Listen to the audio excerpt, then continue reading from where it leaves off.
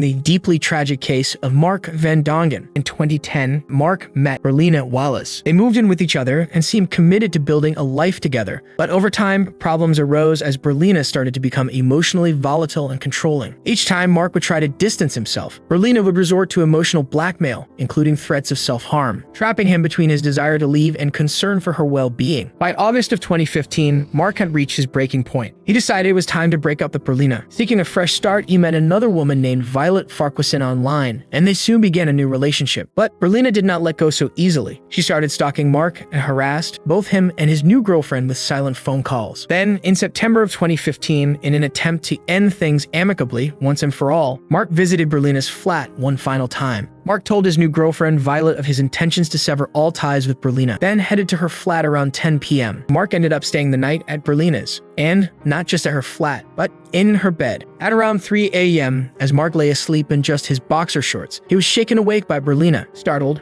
he woke up to Berlina telling him that, "If I can't have you, no one will." Then, Berlina threw sulfuric acid directly onto his face, then onto his body. The liquid burned instantly, searing through his skin and muscles. Police officers arrived at the scene to investigate. They quickly gathered information from neighbors, who confirmed how Mark had identified Berlina as his attacker. They arrived at Berlina's flat and found her sitting calmly on the sofa, showing no visible signs of distress. They took her into custody, arresting her on suspicion of causing grievous bodily harm. Berlina Wallace was sentenced to a minimum of 12 years in prison. She will be eligible for parole consideration in 2027.